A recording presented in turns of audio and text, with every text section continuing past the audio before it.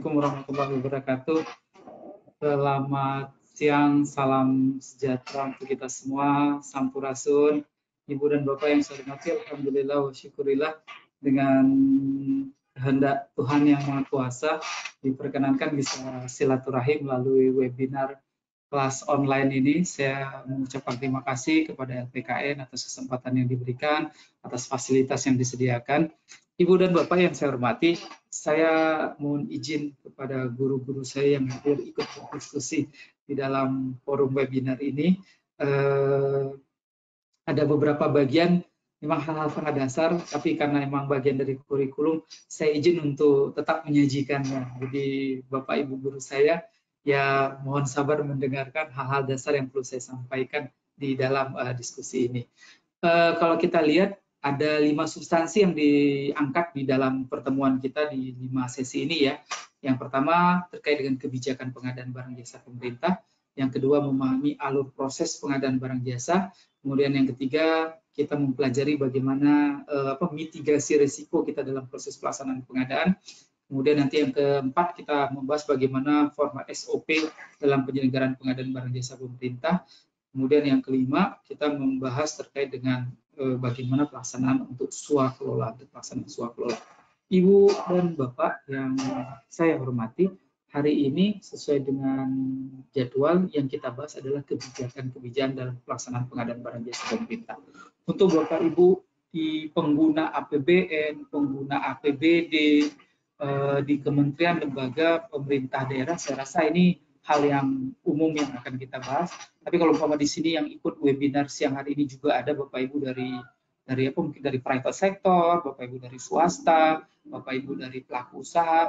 Nah, ini mudah-mudahan diskusi ini bisa mendapatkan manfaat-manfaat, mudah-mudahan bisa disadur. Saya temukan di beberapa kali pelatihan, di beberapa kali diskusi-diskusi, ternyata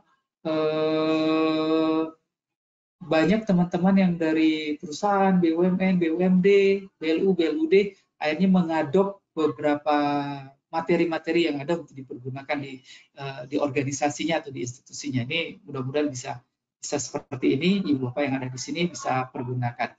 Apalagi tadi saya menyiapkan beberapa contoh format ya, cukup banyak juga, paling tidak 54-an contoh format tadi ada, saya sudah siapkan. Kalau umpama dianggap masih kurang, nanti Bapak Ibu boleh japri saya, boleh WhatsApp saya, ini nomor handphone saya tadi, HP saya, ini email saya.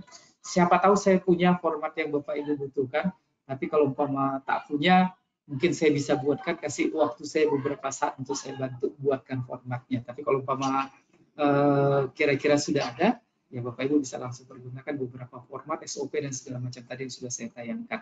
Cukup banyak tadi. Ibu dan Bapak, kita bahas dulu nih yang pertama, kebijakan pengadaan barang jasa pemerintah. Berbicara tentang kebijakan pengadaan barang jasa pemerintah, ada beberapa hal yang perlu kita cermati terlebih dahulu. Proses pelaksanaan pengadaan barang jasa pemerintah ini saya mohon izin ya, kalau ada yang dari swasta, dari organisasi, dari perusahaan, saya banyak menyebutkannya pemerintah, karena sesuai dengan bahasan kita, judul materi kita kan pengadaan barang jasa pemerintah. Jadi saya agak banyak membahas dari sisi pemerintah. Tapi tak menutup kemungkinan Bapak Ibu boleh bahas kok, kalau dari di luar pengadaan barang jasa pemerintahnya juga. Kebetulan saya juga membantu di beberapa tempat yang lain, ada beberapa BUMN, ada beberapa BUMD, BLU dan BLUD, siapa tahu mungkin ada pola-pola yang bisa kita pelajari sama-sama di sini. Nah, berbicara tentang kebijakan dalam pelaksanaan pengadaan barang jasa pemerintah, ada beberapa hal yang perlu kita cermati terlebih dahulu. Yang pertama, yang penting sekali kita harus lihat linknya pelaksanaan pengadaan kita ini berbicara melihat peraturan yang mana dulu. Karena kita pahami bersama, kita ketahui bersama, peraturan pengadaan barang jasa pemerintah itu dinamis, luar biasa dinamisnya. Perubahannya lumayan sering. Beberapa kali kita rasakan ya, bahkan kadang saya mendengarkan beberapa curhatan teman-teman, belum sempat menguasai, belum sempat hafal, udah keluar peraturan yang baru. Ini dinamika yang terjadi. Bapak Ibu yang merasakan lah, dulu ingat, mungkin Bapak Ibu yang hadir saat ini pernah merasakan Kepres 80 tahun 2003, kalau ada berarti kelihatan kelahiran tahun berapa? Kebayang berapa kali perubahan waktu itu? 7 kali perubahan. Terus Perpres 54, Perpres 54 berubah 4 kali ya. Terus kemarin 2018 Perpres 16 2018. Perpresnya nggak terlalu banyak, tipis ya, cuma 94 pasal, kalau di print sekitar 90 halaman. Tapi Masya Allah, anak cucu turunannya banyak sekali anak cucu turunannya. LKPP mengeluarkan 13 peraturan yang sudah sempat ada berubah 1 kali. Itu kalau di print semua sekitar 603 halaman. 603 halaman. Kementerian PU juga mengeluarkan juga ada peraturan Menteri PU nomor 7 terkait dengan pelaksanaan pengadaan kalau yang skemanya tender seleksi untuk pekerjaan konstruksi. Itu kalau di print semua 4 trim lebih. Jadi memang tak bisa dipungkiri harus memperhatikan peraturan apa yang mendasari pelaksanaan pengadaan jasa. Ibu dan Bapak, saya agak sering ditugaskan sebagai pemberi keterangan keahlian dalam pengadaan. Kalau bahasa kita apa, saksi ahli ya, di KPK, di Kejaksaan, di Tipikor, di Bareskrim, yang proses pelaksanaan pengadaannya itu macam-macam. Ada yang 3 tahun sebelumnya, 5 tahun sebelumnya, pernah yang masih pernah kemarin masih tahun 2011, dulu sebelumnya pernah pengadaan yang beberapa tahun yang lalu lah. Sehingga saya pada saat memberikan keterangan keahlian yang perlu saya pastikan dulu dengan yang bertanya ke saya, majelis hakim, teman-teman penyelidik, penyidik atau investigator di KPPU segala macam, itu yang perlu saya pastikan dulu, ini pengadaannya kapan. Karena apa? Itu akan mempengaruhi apa dasar hukum yang dipergunakan. Ini penting banget ini, Bapak Ibu. Penting sekali saya mengingatkan kepada Bapak Ibu untuk memahami pada saat kita melaksanakan pengadaan itu, pada saat itu sedang berlaku peraturan pengadaan yang mana. Bukan hanya pemerintah saja loh. Saya pernah jadi saksi ahli di kasus di Pertamina, di PLN, di Perhutani. Masya Allah, ternyata bukan hanya di pemerintah saja. Teman-teman di swasta pun, teman-teman di BUMN pun, proses penyelenggaraan pengadaan barang jasa itu diwarnai dengan dinamika perubahan peraturan. Makanya memang orang-orang yang terlibat dalam pelaksanaan pengadaan ini harus proaktif menyikapi kira-kira apa ketentuan yang berlaku pada saat dia melaksanakan pengadaan. Dan efeknya luar biasa. Saya cerita sedikit ya. Saya pernah jadi saksi ahli untuk 2 kasus yang berbeda. Yang satu tahun 2011, yang satu tahun 2012. Tahun 2011, tahun 2012. Kasusnya sama, pengadaan Alkes, alat kesehatan di salah satu rumah sakit. Cuman ada satu tindak lanjut yang berbeda. Yang tahun 2000, ini kasusnya pola permasalahannya sama. Terjadi persekongkolan, si penyedia ikut tender, ada 4 perusahaan yang masuk, 4-4-nya ini bersekongkol, huruf sama, salah ketik sama, margin sama, tapi ternyata ada perbedaan treatment dalam penyidik menyikapinya. Di kasus yang 2011, proses pengadaannya proses penyelidikannya tidak dilanjutkan.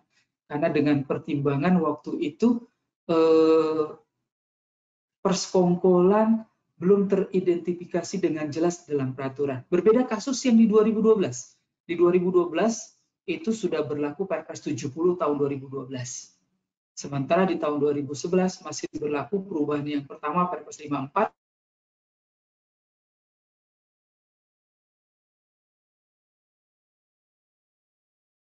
Di tahun 2012, kisi-kisi penyedia bersekongkol sudah diatur. Huruf sama, salah ketik sama, margin sama, ada dukungan segala macam, prajaminan atau mendekati penawaan, mendekati HPS, sudah ada kisi-kisi. Sementara di tahun 2011, itu proses tidak dilanjutkan. Karena dianggap belum ada kisi-kisi peraturan. Nah, Ibu Bapak cermati di sini. Ternyata beda tahun, beda peraturan, ada pendapat yang membedakan bagaimana strategi dalam melakukan analisa permasalahan. Kasus 2011, Pokja tidak dilanjutkan menjadi tersangka, karena dianggap prosesnya tadi belum ada petunjuk lebih teknis seperti apa yang terjadi persekongkolan. Sementara di tahun 2012, kisi-kisi petunjuk persekongkolan sudah diatur. Dampaknya apa? Pokja dianggap sama penyidik tahu sebenarnya itu ada persekongkolan, tapi tidak melakukan eksekusi untuk menggugurkan penyedia-penyedia yang bersekongkol tadi. Nah, ini cerita sederhana. Saya mohon maaf tidak dapat cerita terlalu detail, Tapi kalau Pak Madin pengen detailnya seperti apa, nanti boleh japri-japri saja. Tapi secara umum kira-kira seperti itu. Contoh yang saya angkat ini menggambarkan bahwasannya aturan yang ada ini menjadi pertimbangan-pertimbangan untuk melakukan eksekusi dalam proses pelaksanaan pengadaan. Makanya pertama yang saya sampaikan di sini berbicara tentang kebijakan dalam pelaksanaan pengadaan barang jasa pemerintah ini sangat dipengaruhi oleh peraturan yang mengatur pada saat pengadaan itu dilakukan. Peraturan yang mengatur pada saat pengadaan itu dilakukan. Sama mungkin di tempat Bapak Ibu yang di swasta, non pemerintah, kalau yang sifatnya dinamis, sering terjadi perubahan peraturan, pasti akan seperti itu juga treatment yang dilakukan. Hal yang kedua, ini memperhatikan sumber pendanaannya. Apakah pendanaannya bersumber dari APBN, APBD, pinjaman, hibah luar negeri, BUMN, BUMD, BLU, BLUD, ini juga akan mempengaruhi apa kebijakan-kebijakan yang berlaku dalam pelaksanaan pengadaan tersebut. Termasuk yang poin nomor 3, memperhatikan siapa yang melaksanakannya.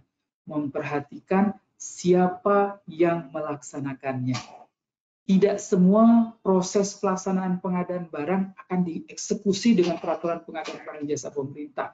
Walaupun mungkin terkesan ini pengadaan barang jasa pemerintah. Jadi ada perbedaan perlakuan di sini. Jadi tidak semuanya proses pengadaan itu dieksekusi dengan pengadaan barang jasa pemerintah. Bisa jadi akan ada treatment lain yang akan berlaku dalam pelaksanaan pengadaan tersebut yang tak harus selalu mengacu kepada pengadaan barang jasa pemerintah. Contoh saja, nanti slide berikutnya saya perlihatkan beberapa dasar-dasar peraturan yang akan mewarnai ketika Bapak Ibu melakukan salah satu tahapan-tahapan dari proses pelaksanaan pengadaan. Misal kalau kita lihat peraturan pengadaan barang jasa pemerintah itu ruang lingkupnya ketika dilaksanakan oleh KLPD, Kementerian Lembaga Perangkat Daerah, dan pembiayaannya bersumber dari APBD atau APBN atau pinjaman atau hibah luar atau dalam negeri. Nah, kita lihat ruang lingkup tersebut. Artinya ketika pelaksanaan pengadaan tersebut tidak memenuhi ruang lingkup tadi, tak perlu dieksekusi dengan pengadaan barang jasa pemerintah. Contoh, kalau kita lihat teman-teman di BLUD, di BLU, ketika mereka ada pelaksanaan pengadaan yang pembiayaannya ternyata pembiayaannya bersumber dari pengelolaan penghasilan yang mereka dapatkan. Maka mereka punya kesempatan untuk mengatur kebijakannya sendiri bagaimana tata cara pelaksanaan pengadaannya. Akan berbeda. Teman-teman di BUMD, contoh PDAM, ada kegiatan pipanisasi, dananya bersumber dari APBD. Iya, dananya bersumber dari APBD, tapi PDAM dananya bersumber dari penyetaraan APBD ya. Tapi ternyata kalau kita lihat kan PDAM mereka konteksnya adalah BUMD, bukan perangkat daerah. Sehingga PDAM selaku BUMD tidak melaksanakan pengadaan yang tata caranya, yang prosedur dan kebijakannya mengikuti ketentuan pengadaan barang jasa pemerintah. Jadi kita perhatikan sekali lagi menggunakan ketentuan pengadaan barang jasa pemerintah, perhatikan juga sumber pendanaannya dari mana.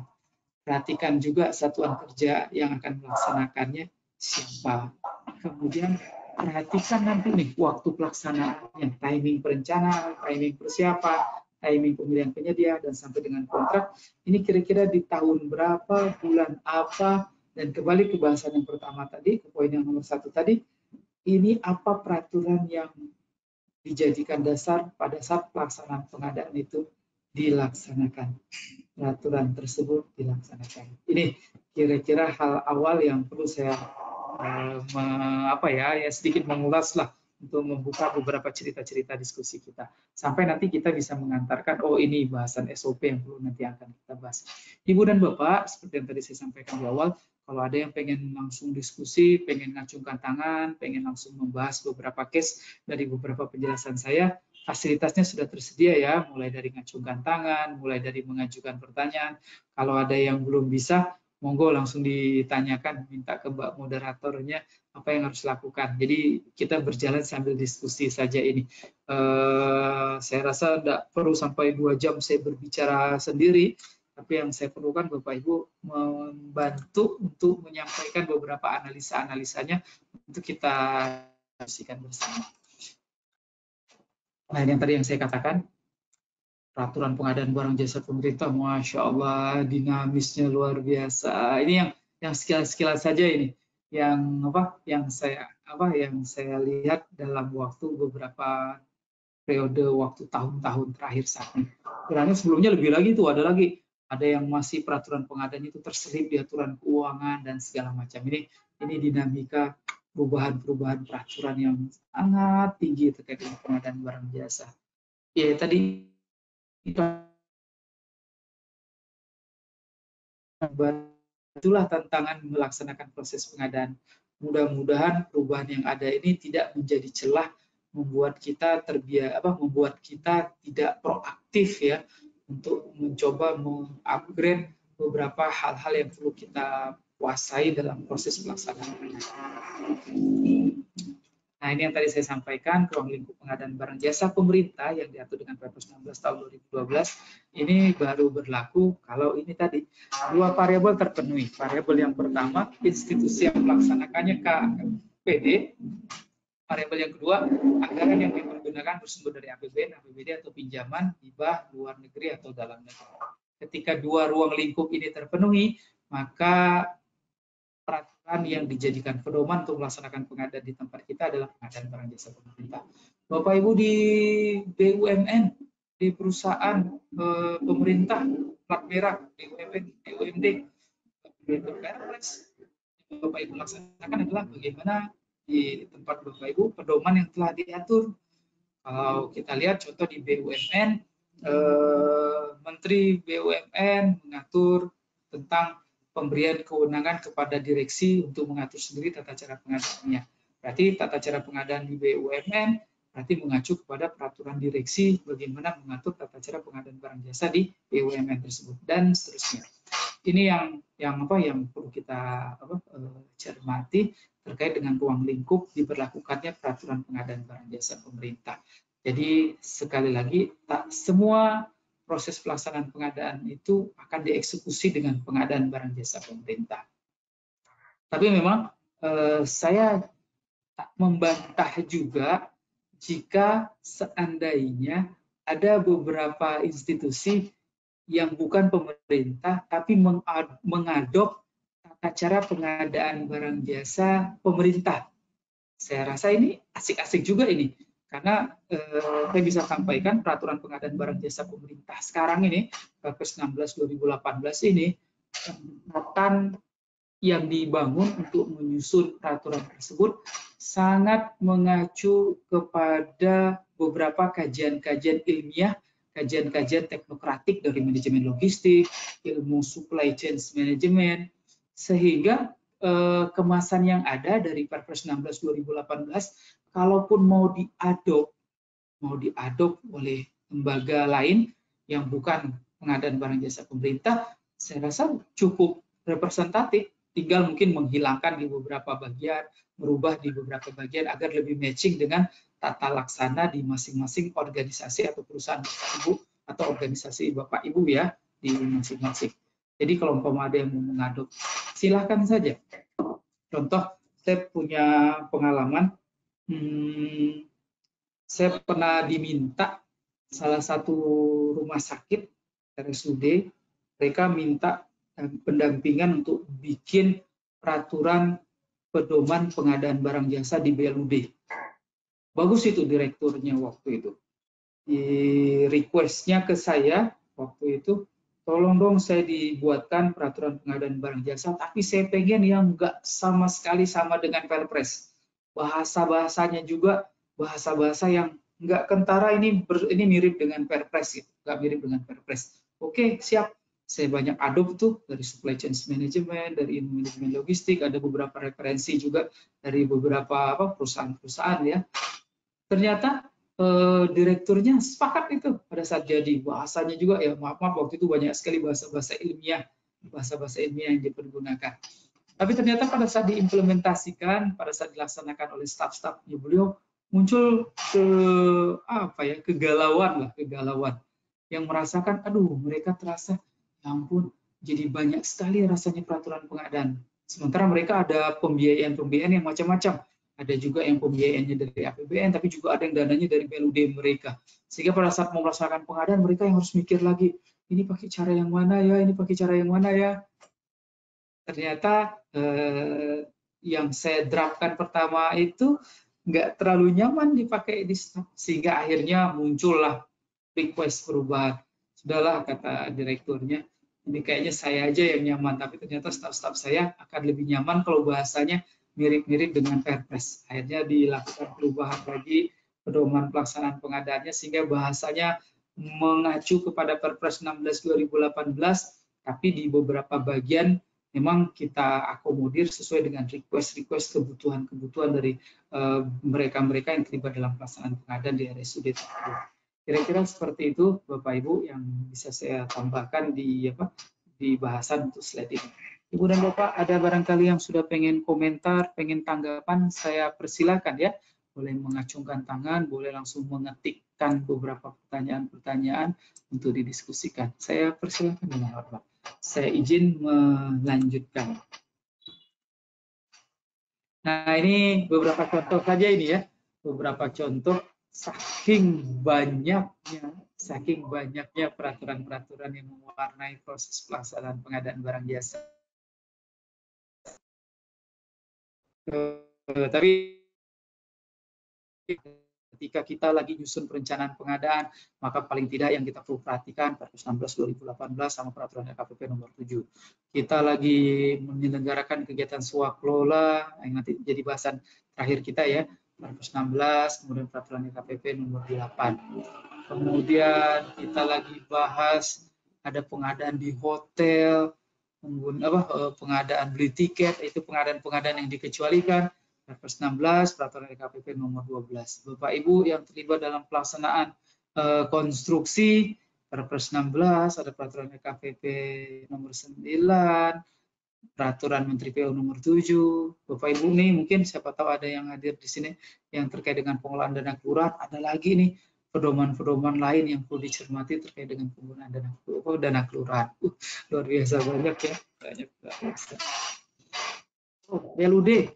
Bapak Ibu yang di BLUD mengacu kepada Permendagri 79 tahun 2018 tata cara pengadaan di BLUD dengan peraturan kepala daerah, ada pedoman BLUD. Kalau belum ada pedoman BLUD, kembali ke Perpres. Bapak Ibu di BUMD, contohnya ada pedoman kepala daerah, membuat peraturan kepala daerah, nanti ditindaklanjuti dengan pedoman pengadaan barang jasa di BUMD. 9, Bapak Ibu penerima hibah uang. Nah, ini juga ini. Saya punya pengalaman tersendiri ini. Poin nomor 9 ini. Ya, ini saya ceritakan bahan diskusi ya. Saya sudah 2 kali, tapi ada satu yang seru banget. Jadi saksi ahli yang temanya dananya berupa dana hibah ke KONI. Jadi KONI diberi anggaran, konteksnya hibah uang, nilainya cukup besar, berapa miliar waktu itu. Kemudian KONI melaksanakan pengadaan barang jasa sendiri. Nah, penyelidik waktu itu menemukan banyak penyimpangan yang dilakukan oleh KONI. Tapi begitu gelar perkara, diskusi sama saya, kebetulan saya ditugaskan sebagai saksi ahli waktu itu, selalu saja penyelidik menggambarkan penyimpangannya secara Perpres 16/2018, dulu masih pakai Perpres 16/2018, Perpres 54, sorry, Perpres 54 tahun 2010 ya, Perpres 54 tahun 2010. Saya sampaikan waktu itu pengadaan barang jasa yang sifatnya dananya berupa uangnya bersumber yang sifatnya hibah uang kepada KONI itu enggak mengacu kepada Perpres 16/2018. Sempat debat itu karena yang berlaku adalah NPHD ya, naskah perjanjian hibah daerah. Ini kebetulan ceritanya di salah satu daerah, kepala daerah memberikan hibah uang kepada KONI.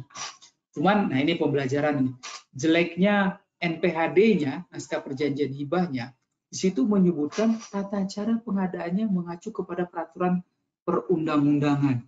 Wah, ini Bapak Ibu, makanya nanti kalau lagi bikin apa, bikin naskah, bikin peraturan, bikin perjanjian, bikin MOU segala macam, hati-hati betul kalau ada kata-kata sesuai dengan ketentuan peraturan perundang-undangan.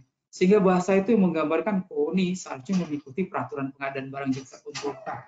Padahal nggak sampai seperti itu ya niatannya. Niatannya nggak sampai seperti itu. Karena semangatnya sebenarnya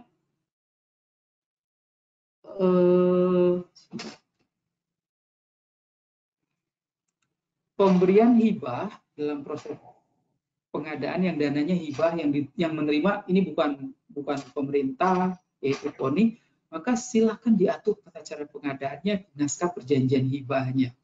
Disitulah yang mengatur. Jadi nggak bisa dikaitkan disamakan dengan pengadaan barang jasa pemerintah. Ketika KONI menerima anggaran dan menerima uang bukan menerima barang, ya berarti silahkan KONI untuk mengemas tata cara pengadaannya sesuai dengan SOP yang berlaku di mereka. Akan sangat arif dan bijak si pemberi hibah sebelum memberikan hibah mungkin terlebih dahulu menanyakan, melakukan review, melakukan diskusi, KONI akan melaksanakan pengadaannya dengan seperti apa. Contoh saya pernah temukan di satu daerah tersebut akan memberikan hibah kalau si penerima hibah sudah ada SOP cara pengadaannya. Nah, menarik tuh kalau bisa seperti itu. Jadi tak salah kalau itu diberlakukan. Karena ketika pengadaan tadi dananya hibah, yang menerima hibahnya juga ini bukan unsur pemerintah, tapi contoh kayak tadi KONI, maka tata cara pengadaannya mengacu kepada tata cara pengadaan yang KONI tersebut yang sebenarnya harus kita lihatkan cantolannya kepada naskah perjanjian hibahnya tadi. Kemudian dana BOS ya, kalau dana BOS yang saat ini berlangsung untuk teman-teman di sekolah, ini berlaku ketentuan peraturan Menteri Pendidikan dan Kebudayaan. Kemudian teman-teman pengguna JKN dana kapitasi juga sama. Kemudian ada lagi nih yang sekarang yang lagi rame-ramenya ini, lagi seru-serunya penyelenggaraan pengadaan barang jasa untuk penanganan darurat. Ini juga mengacu ke Perpres 16 tahun 2018 serta didukung dengan tata caranya di peraturan LKPP nomor 13 tahun 2018. Ibu dan Bapak yang saya hormati, ini kira-kira gambaran contoh saja ini beberapa referensi-referensi kita yang bisa kita pergunakan untuk melaksanakan pelaksanaan pengadaan dengan berbagai macam dinamika peraturan yang terjadi. Ibu dan Bapak, ada satu pertanyaan yang masuk ya. Saya izin sambil melihat pertanyaan yang masuk ya, biar bisa berjalan nih. Mudah-mudahan dengan menjawab beberapa pertanyaan bisa berkembang lagi nanti diskusi-diskusi yang lain. Tes masker, oh ya siap Pak Anwar, izin suhu. Kemudian Pak Mulyan Lukman, boleh share Pak semua contoh formatnya? Oh iya boleh banget Bapak. Saya sudah titipkan ke Mbak Diana ya, Mbak moderator kita. Itu banyak banget contoh-contoh format. Silahkan nanti dipergunakan kalau memang tepat dengan organisasi Bapak Ibu. Termasuk Bapak Ibu yang di swasta segala macam, boleh banget dipersilahkan. Kemudian ada Pak Said Imran. Pak Said Imran, izin bertanya Pak, perkenalkan saya Pak Said Imran, UKPBJ PPATK. Oh, Masya Allah UKPBJ. Bapak teman seperjuangan di UKPBJ.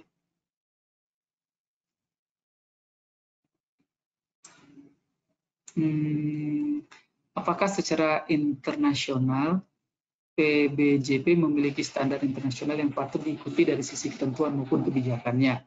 Jika ada organisasi internasional mana yang menjadi rujukan bagi Indonesia, mana LKPP sebagai focal poinnya? Oke, siap. Ibu dan Bapak, teman-teman perumus ini ya, perumus Perpres 16 2018 itu beliau itu ahli-ahli pengadaan. Beberapa bagian di dalamnya memang mengandalkan beberapa kajian-kajian teknokratik ya.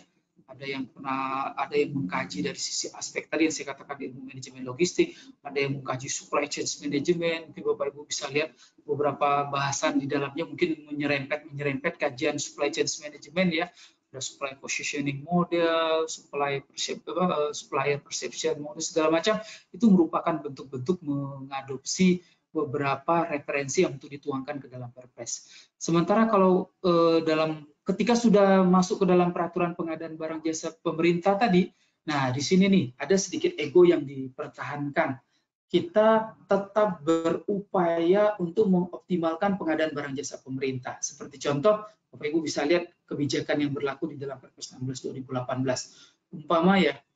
Umpama kita lihat bisa di kalimat pengadaan, contoh ya, yang pertama, pengadaan barang jasa pemerintah di luar negeri. Kita lihat kalimatnya, masih tetap diantar dengan kalimat mengoptimalkan penggunaan Perpres pengadaan barang jasa pemerintah.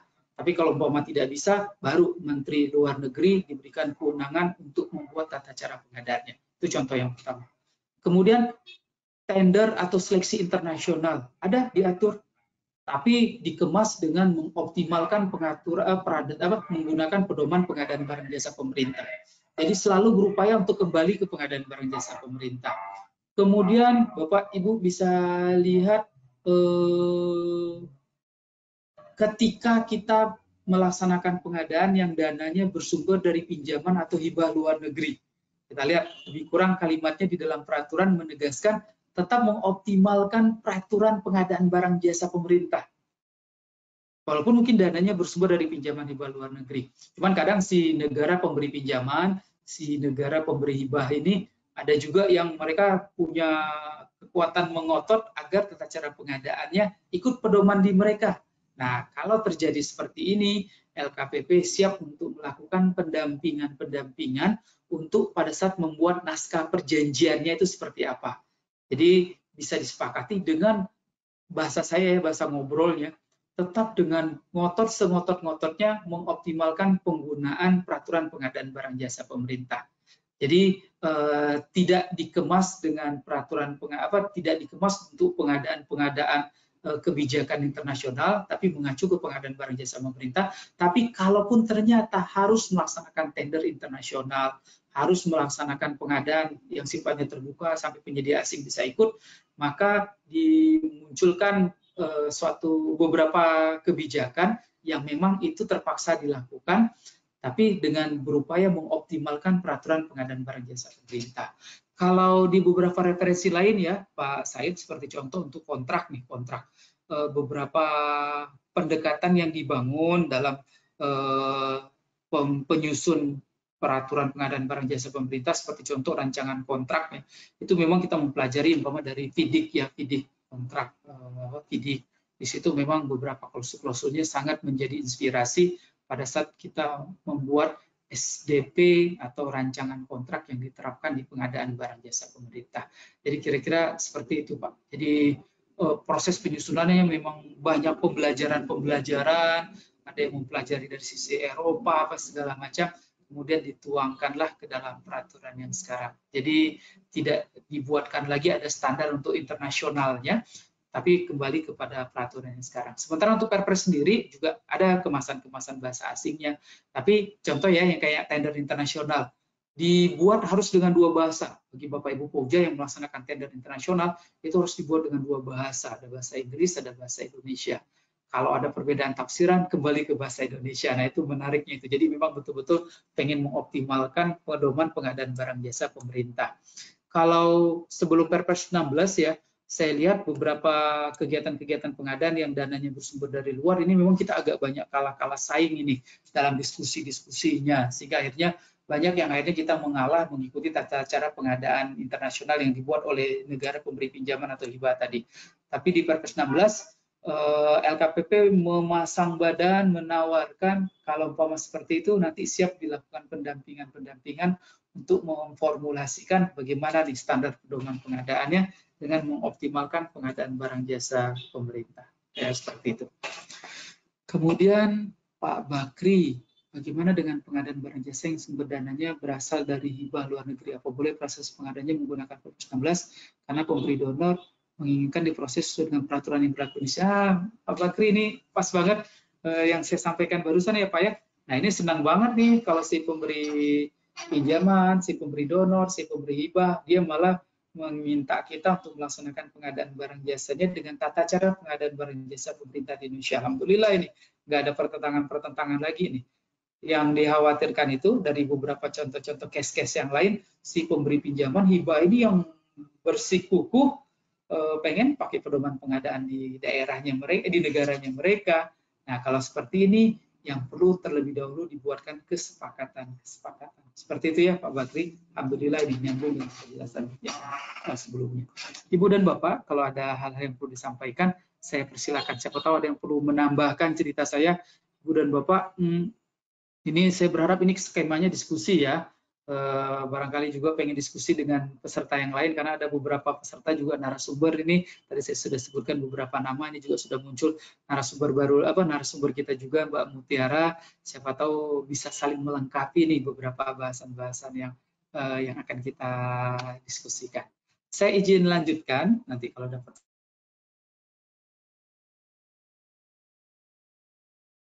tanya. Bapak Ibu boleh kembali sampaikan. Nah, ini selalu saya ulang, selalu saya ingatkan dalam proses pelaksanaan pengadaan barang jasa pemerintah. Ibu dan Bapak yang saya hormati, pengadaan barang jasa pemerintah itu entah mengapa ya, kadang sering diiringi dengan suasana-suasana tertentu yang seolah-olah pengadaan barang jasa ini berhimpitan dengan aspek hukum yang lain. Bahkan sampai ada efek-efek yang terasa, ada yang tak bersedia jadi PPK, ada yang tak bersedia menjadi Pokja. Karena apa tadi? Karena kecemasan yang luar biasa, berhimpitannya pengadaan barang jasa dari sisi aspek hukum yang lain. Contohnya aspek hukum pidana. Karena kalau kita lihat, ini saya berpendapat, proses pelaksanaan pengadaan barang jasa pemerintah, idealnya ranahnya adalah ranah administrasi. Ranahnya adalah administrasi, spesifiknya administrasi pemerintahan. Pengadaan barang jasa pemerintah ini bagian dari rangkaian bagaimana pemerintah menjalankan tugas dan tanggung jawabnya, memberikan layanan kepada masyarakat, menyelenggarakan pembangunan.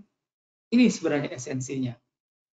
Jadi tak perlu sampai berlebihan ketakutan untuk melaksanakan pengadaan ini karena nuansa-nuansa yang dicemaskan. Saya nggak tahu ya, mungkin ada juga institusi Bapak Ibu juga merasakan di tempatnya nggak gitu-gitu amat, tempatnya biasa-biasa saja. Tapi saya sangat sering sekali mendengarkan curhatan dari teman-teman yang merasakan ya ampun pengadaan barang jasa pemerintah ini kok kayaknya dekat banget dengan kepolisian, dekat banget dengan kejaksaan, dekat banget dengan penyelidikan, dekat banget dengan KPPU segala macam. Di sini saya mencoba menegaskan menurut pendapat saya, pengadaan barang jasa pemerintah ini adalah bagian dari penyelenggaraan administrasi pemerintahan. Jadi Bapak Ibu nggak usah khawatir, Ibarat kata salah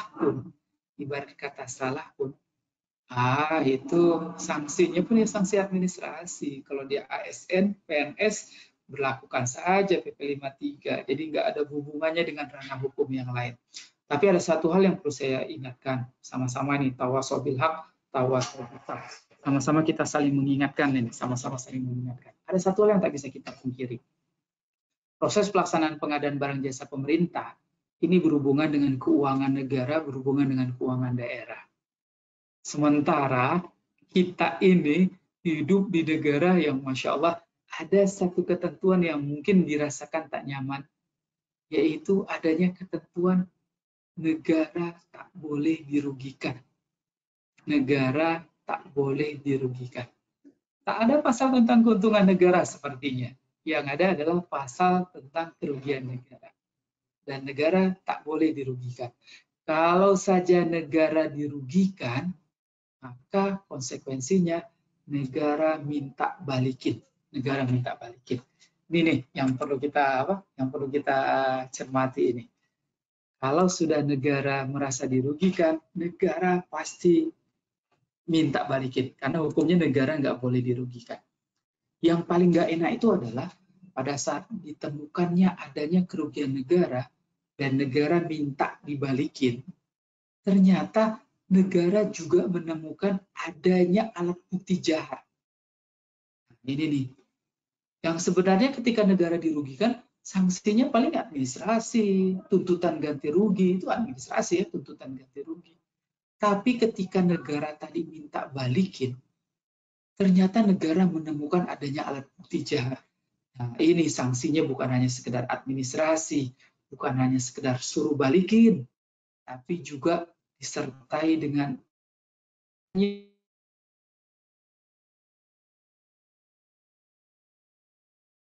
saya sering mencontohkan hal yang sederhana. Ibu dan bapak dapat sepeda motor dinas. Contoh nih, bapak dapat sepeda motor dinas. Motor dinas berarti pakai masuk ke keuangan negara ya, dari pembiayaannya, aset segala macam. Bapak terima, udah parkir benar pada suatu hari, berkunjunglah ke salah satu tempat, udah parkir benar, dikunci stang segala macam, kemudian Bapak tinggalkan, kemudian pada saat balik lagi, motor dinas tadi hilang. Motor dinas hilang. Negara dirugikan nggak? Negara dirugikan nggak? Rugi ya, negara dirugikan. Apa yang akan dilakukan negara? Ganti rugi. Negara nggak mau tahu, negara minta ganti rugi. Bapak nangis-nangis, saya kan udah kunci stang, saya nggak ada macam-macam. Negara nggak bisa memaafkan itu. Diperiksa, ketemu CCTV di salah satu minimarket yang dekat dengan lokasi parkirnya motor tadi, memang terlihat beberapa saat setelah motor ditinggalkan, datang segerombolan orang yang nyongkel-nyongkel, kemudian bawa pergi motor. Negara maafkan? Tidak. Hukumnya negara tak boleh dirugikan. Negara tak boleh dirugikan. Nah, negara dirugikan ini, disinilah negara turunkan tim untuk melakukan pemeriksaan gimana nih cerita hilangnya ini. Ketika memang tak ditemukan adanya alat bukti jahat, ya sudah, ganti rugi. Bapak nangis-nangis, saya masih punya cicilan di bank 3 tahun lagi. Negara maafkan? Tidak, negara tidak maafkan. Negara tetap minta ganti rugi. Karena ketentuannya negara tak boleh dirugikan. Nah, itu contohnya, itu case-nya itu kerugian negara tapi tidak disertai dengan alat bukti jahat. Beda lagi kalau umpama case-nya, ternyata motor hilang tadi itu disertai dengan adanya alat bukti lain. Ternyata motor tadi sengaja nggak dikunci.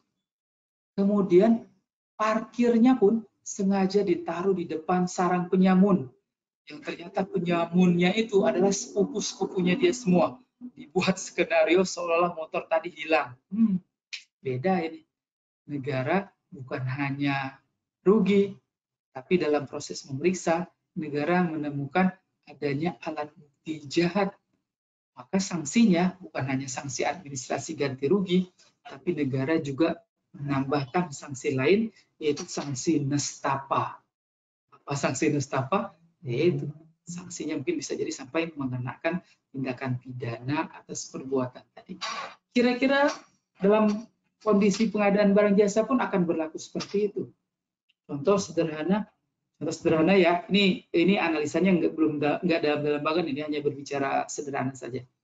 Bapak Ibu jadi PPK, pembangunan gedung kantor, nilai 10 miliar. Di dalam kontrak mengatur besi di bangunan itu yang terpasang di pilar segala macam, seharusnya besi ukuran 16. Kontrak 10 miliar. Ternyata besi yang terpasang itu cuma ukuran 10, yang seharusnya ukuran 16, ternyata yang terpasang ukuran 10. Sementara kontrak yang dibayarkan 100% sesuai dengan kontrak, yang kontraknya menyebutkan besinya 16. Negara dirugikan? Negara dirugikan. Negara dirugikan. Apakah PPK masuk penjara? Belum tentu. Tidak serta-merta. Yang dilakukan oleh negara terlebih dahulu melakukan pemeriksaan, menggunakan ahli tentunya. Gimana nih menurut pendapat ahli? Ini contoh saja ya, dari perspektif saya. Ternyata pada saat ahli dihadirkan, ahli perhitungan kerugian negara, oh ini ada unsur konstruksi yang harus mendapatkan pendapat ahli konstruksi. Kata pendapat ahli konstruksi, oh ini tak sembarangan ini harus dikaji dulu. Ternyata pada saat dikaji, ketemulah, oh ini seharusnya memang besinya ukuran 16, tapi yang terpasang 10. Kalau saja besinya 16, ini bangunan ini seharusnya mampu bertahan sampai dengan 30 tahun umpamanya. Tapi karena besinya cuma 10, umpama ini ya, ini umpama ini. Kalau karena besinya cuma 10, maka ini hanya mampu bertahan 4 tahun katanya. Nah, untuk bisa kembali ke rencana teknis semula yang bisa 30 tahun, apa boleh buat? Harus ditambahkan pekerjaan ini, ditambahkan pekerjaan ini, ditambahkan pekerjaan ini, sehingga kebutuhan biayanya untuk menambahkan pekerjaan tadi, umpamanya nambah biaya 2 miliar. Jadi kerugiannya 2 miliar tadi. Suruh si pekerja suruh si penyedia melaksanakan pekerjaan tadi. Sepanjang output atas kebutuhan tadi tetap terpenuhi. Jangan sampai malah nanti ada efek-efek yang mengganggu fungsi dari bangunan tadi. Beda lagi ceritanya kalau sang ahli menyatakan, wah ini nggak bisa dipakai nih bangunannya, ini seharusnya 30 tahun ini, tapi karena cuma besinya 10 ini paling 4 tahun. Itu juga belum tahu nih bisa kira-kira terjamin nggak keamanannya. Ini sebenarnya gedung ini tidak bisa diterima. Apa konsekuensinya? Ya sudah, uang 10 miliar yang tadi yang sudah dibayarkan sesuai dengan nilai kontrak, biar tidak menjadi kerugian bagi negara, balikin. Si penyedia harus total loss, ini serahkan lagi kepada pemerintah, kepada negara. Tidak terjadi kerugian negara. Itu contoh sepenggal kalau tidak ditemukan adanya alat bukti jahat. Tapi kadangnya Bapak Ibu, saya punya pengalaman. Saya kebetulan ini Bapak Ibu, kita bisa sharing-sharing nanti. Saya kebetulan agak sering jadi saksi ahli. Sampai dengan sebelum hebohnya corona, berarti sampai dengan bulan Maret awal itu saya masih gelar perkara 2 kasus. Itu berarti sekitar sudah ada 127 kasus ya. Saya pegang 127 kasus. Lumayan besar-besar juga. Mungkin kalau Bapak Ibu pernah dengar kasus simulator SIM, Wisma Atlet, Nazarudin, kemarin Bakamla, Wawan, adiknya Bu Atun. Kebetulan saya ditugaskan oleh KPK Jaksa Agung sebagai saksi ahli. Jadi saya punya cerita, saya punya stok cerita horor yang banyak. Nanti kalau ada yang pengen request cerita horor, kabarin saja ya. Saya punya stok cerita horor yang banyak. Tapi kalau nggak mau cerita horor, nggak apa-apa. Ketik saja, Pak, tidak boleh cerita horor. Cerita honor saja, ya sudah, saya cerita yang honor nanti. Tapi kalau ada bahasan cerita horor yang perlu, boleh nanti di-share saja. Saya punya banyak cerita horor. Fakta persidangan, cerita gelar perkara, atau BAP saya. Atau saya diperlihatkan beberapa BAP di situasi-situasi persidangan, nanti Bapak Ibu bisa. Nah ini case yang tadi, yang 10 miliar kontrak dibayarkan, sementara besinya tak sesuai dengan kontrak, ini case seperti ini cukup sering terjadi. Dan rasanya case seperti ini sangat jarang penyimpangan-penyimpangan seperti ini yang tidak ditemukan alat bukti jahatnya. Selalu saja ditemukan adanya alat bukti jahat atas penyimpangan-penyimpangan seperti ini. Macam-macam nih bentuknya, Bapak Ibu. Seperti contoh ya, yang saya sebutkan yang agak tren-tren yang sering ditemukan di dalam fakta persidangan saja. Contoh case yang pernah satu case, ini kenapa penyedia ngurangin besi nih? Kan seharusnya kontraknya seperti ini. Kata si penyedia pada saat diperiksa, saya sebenarnya pengen besinya sesuai dengan kontrak Pak, tapi PPK maksa minta dialokasikan THR untuk bisa bagi-bagi kepada atasannya, kepada pasukannya segala macam tuh Bapak Ibu. Yang sebenarnya tadi bisa hanya TGR saja ya, tapi ternyata ditemukan adanya alat bukti jahat lain, yaitu gratifikasi atau suap, sehingga akhirnya yang tadi sebenarnya selesai dengan proses administrasi saja, TGR contohnya, tapi ternyata ditemukan adanya alat bukti jahat. Ya sudah, kalau ditemukan ada alat bukti jahat seperti ini ya siap-siap. Tak hanya sekedar administrasi ganti rugi, tapi terpaksa harus dikenakan juga tindakan nestapa. Ini kalau bahasa yang pernah saya baca di salah satu referensi, nestapa pidana ini perbuatan yang memang dengan sengaja menimbulkan ketidaknyamanan. Ya. Bapak Ibu pernah dengar lah pasti ya, bagaimana tindakan-tindakan sanksi atas perbuatan-perbuatan pidana. Nah ini Ibu dan Bapak yang bisa saya coba tegaskan terkait dengan kebijakan dalam proses pelaksanaan pengadaan barang jasa. Jadi berupaya pengadaan itu sebenarnya di ranah administrasi. Kalau kita lihat ya contoh di pekerjaan di Undang-Undang Jasa Konstruksi kita, nggak dibahas tuh secara dalam tentang pidana.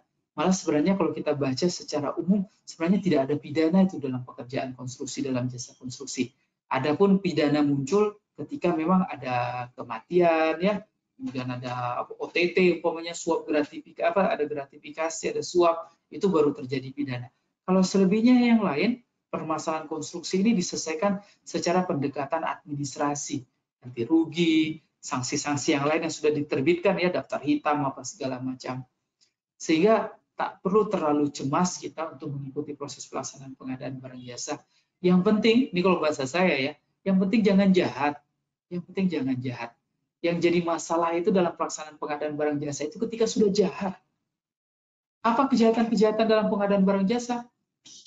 Suap, terima gratifikasi, terima ucapan terima kasih. Ini masih banyak ini, saya nggak tahu Bapak Ibu yang hadir di forum webinar ini sepakat atau tidak dengan saya, tapi karena saya sering menemukan kasus-kasus, saya masih cukup percaya diri berani menyatakan sampai dengan saat ini masih banyak kepala dinas, masih banyak PA, KPA, masih banyak PPK yang masih berharap selesai pengadaan dapat sedekah, remahan-remahan, sisa-sisa pengadaan itu dari penyedia. Ucapan terima kasih lah, bantu-bantu THR lah, itu masih ada itu. Dan bahkan ironisnya, teman-teman APH pun ada yang sampai seperti itu, aparat penegak hukum. Yang masih berharap dapat apa ya, sedekah hina itu.